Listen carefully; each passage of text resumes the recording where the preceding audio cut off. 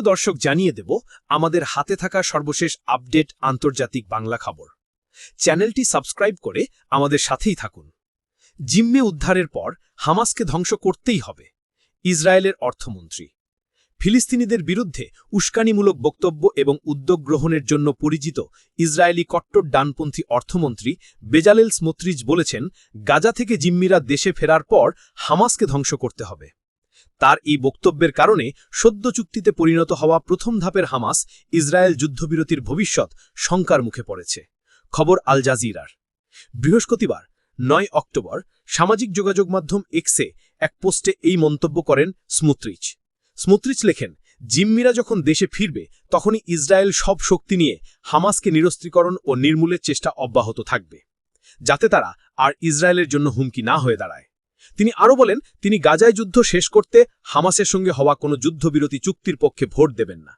তবে তিনি নেতানিয়াহু সরকারের বিরুদ্ধে সমর্থন প্রত্যাহারের বা সরকার পতনের হুমকি দেননি। স্মোত্রিচ আরও সতর্ক করেছেন যে আমরা যেন ৭ই অক্টোবরের আগের ভুল ধারণার কাছে ফিরে না যাই।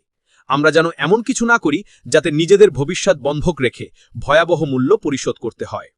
গাজায় যুদ্ধবিরতির চুক্তির প্রথম ধাপে ইসরায়েল ও হামাস উভয়েই রাজি হয়েছে বলে বুধবার ৮ অক্টোবর সামাজিক মাধ্যম ট্রুথ সোশ্যালে নিশ্চিত করেন মার্কিন প্রেসিডেন্ট ডোনাল্ড ট্রাম্প। যুদ্ধবিরতি পরিকল্পনা নিয়ে দুই পক্ষ সম্মত হওয়ার পর ট্রাম্পের সঙ্গে টেলিফোনে কথা বলেছেন ইসরায়েলের প্রধানমন্ত্রী বেঞ্জামিন নেতানিয়াহু। বৃহস্পতিবার ৯ অক্টোবর ইসরায়েলি মন্ত্রিসভা এই পরিকল্পনার অনুমোদন দিতে পারে। এরই মধ্যে নেতানিয়াহু নেসেটে, ইসরায়েলের পার্লামেন্টে ভাষণ দিতে ট্রাম্পকে আমন্ত্রণ জানিয়েছেন। পরিকল্পনার প্রথম পর্যায়ে গাজায় যুদ্ধবিরতির আহ্বান ও উপত্যকাটিতে হামাসের হাতে থাকা ৪৮ জন জিম্মিকে, জীবিত ও মৃত, মুক্তি দেওয়ার বিষয়টি রয়েছে। জিম্মিদের মধ্যে ২০ জন জীবিত আছেন বলে মনে করা হচ্ছে। বিপরীতে ইসরায়েলের কারাগারে থাকা ফিলিস্তিনি বন্দীদের অনেককেই মুক্তি দেওয়া হবে। ২০২৩ সালের ৭ই অক্টোবর ইসরায়েলে হামলা চালায় হামাস। এতে ১২১৯ জন নিহত হন, জিম্মি করা হয় ২৫১ জনকে। তাদের মধ্যে ৪৭ জন এখনও জিম্মি, তার মধ্যে ২৫ জন আর বেঁচে নেই বলে দাবি করেছে ইসরায়েলি বাহিনী। অন্যদিকে ওই দিন থেকেই গাজায় টানা বর্বর গণহত্যা চালিয়ে যাচ্ছে ইসরায়েল। হামাস নিয়ন্ত্রিত গাজার স্বাস্থ্য মন্ত্রণালয়ের তথ্য অনুযায়ী গত ২ বছরে ইসরায়েলের হামলায় গাজায় অন্তত ৬৭,১৭৩ জন নিহত হন, এর মধ্যে ২০,১৭৯ জন শিশু। এবার জানিয়ে দেব, ট্রাম্পকে নোবেল পুরস্কার দেওয়ার আহ্বান জানালো ইসরায়েল। ফিলিস্তিনি সশস্ত্র গোষ্ঠী হামাস ও দখলদার ইসরায়েলের মধ্যে যুদ্ধবিরতির চুক্তি করায় যুক্তরাষ্ট্রের প্রেসিডেন্ট ডোনাল্ড ট্রাম্পকে শান্তিতে নোবেল পুরস্কার দেওয়ার আহ্বান জানিয়েছেন ইসরায়েলের বিরোধী দলীয় নেতা ইয়ার লাপিদ। বৃহস্পতিবার ৯ অক্টোবর হামাস ও ইসরায়েল যুদ্ধবিরতির চুক্তিতে সম্মত হয়, যা ট্রাম্প নিজেই ঘোষণা দেন। এরপর ইসরায়েলি বিরোধী দলীয় নেতা ট্রাম্পকে নোবেল পুরস্কার দেওয়ার আহ্বান জানিয়ে বলেছেন, বর্তমানে অন্য যে কেউর চেয়ে ট্রাম্প নোবেল পুরস্কার সবচেয়ে বেশি প্রাপ্য, তিনি ইসরায়েলিদের কৃতজ্ঞতা প্রাপ্য। তিনি আরও বলেছেন, আমি প্রেসিডেন্ট ট্রাম্পের দল, স্টিভ হুইটকফ, জারেড ক্রুসনার, মার্কো রুবিও এবং টনি ব্লেয়ারকে অভিনন্দন জানাই। আরও অভিনন্দন জানাই প্রধানমন্ত্রী বেঞ্জামিন নেতানিয়াহু, প্রতিরক্ষা বাহিনীর কমান্ডার ও সেনাদের। সবার ওপরে অভিনন্দন জানাতে চাই জিম্মিদের পরিবারকে। এই সিংহ এবং সিংহীরা বিশ্বকে জিম্মিদের ব্যাপারে এক মুহূর্তের জন্য ভুলতে দেয়নি। এর আগে বৃহস্পতিবার সকালে ট্রাম্প যুদ্ধবিরতির চুক্তির ঘোষণা দেওয়ার পর ইসরায়েলি প্রেসিডেন্ট আইজ্যাক হারজোগ বলেন, কোনো সন্দেহ নেই এ যুদ্ধবিরতির জন্য ট্রাম্প নোবেল শান্তি পুরস্কার প্রাপ্য। এদিকে জর্ডানের শরণার্থী শিবিরে বড় হওয়া ফিলিস্তিনি বিজ্ঞানীর নোবেল জয়। জর্ডানে একটি শরণার্থী শিবিরে জন্ম ও শৈশব কাটানো এক ফিলিস্তিনি বিজ্ঞানী এবছর রসায়নে নোবেল পুরস্কার জিতেছেন। গতকাল বুধবার রসায়নে নোবেল পুরস্কার বিজয়ীদের নাম ঘোষণা করা হয়েছে। ধাতব জৈব কাঠামো বা মেটাল অর্গানিক ফ্রেমওয়ার্ক নামে নতুন এক ধরনের আণবিক কাঠামো আবিষ্কারের জন্য আরও ২ বিজ্ঞানীর সঙ্গে নোবেল জেতেন ফিলিস্তিনি শরণার্থী পরিবারের সন্তান ওমর এম ইয়াঘি। বাকি ২ বিজ্ঞানী হলেন সুসুমো কিতাগাওয়া, রিচার্ড রবসন। নোবেল জয়ের খবর প্রকাশের পর নোবেল প্রাইজ আউটরিচের প্রধান বৈজ্ঞানিক কর্মকর্তা অ্যাডাম স্মিথকে টেলিফোনে একটি সাক্ষাৎকার দেন ইয়াঘি। ইয়াঘি বলেন, নোবেল জয়ের খবর শুনে তিনি বিস্মিত, আনন্দিত ও অভিভূত হয়ে পড়েছিলেন।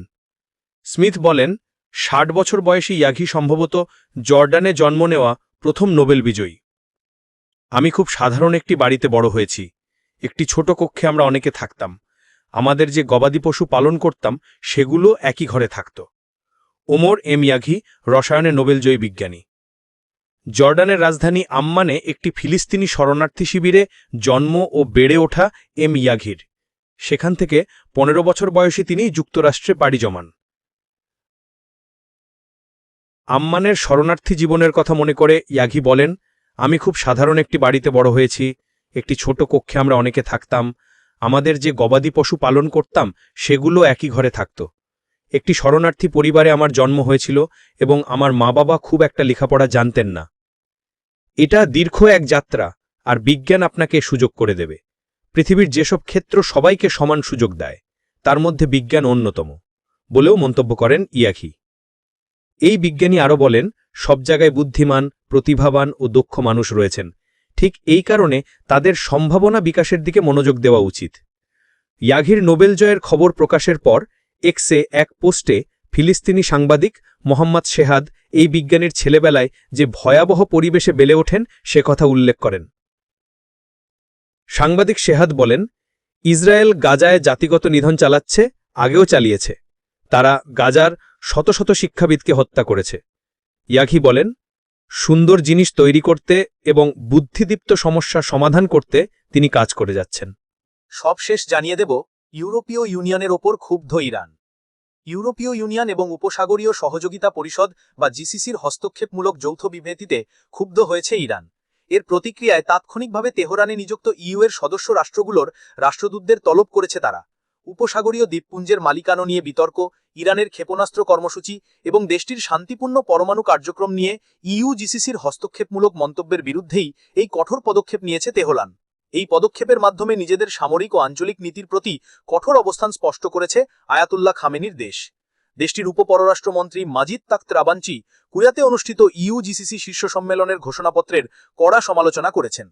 তিনি দ্ব্যর্থহীনভাবে ঘোষণা করেন, হরমুজ প্রণালীর কাছে অবস্থিত গ্রেটার টম, লেসার টম এবং আবু মুসা দ্বীপপুঞ্জ ইরানের অবিচ্ছেদ্য অংশ এবং এর সার্বভৌমত্ব হল পরম এবং স্থায়ী।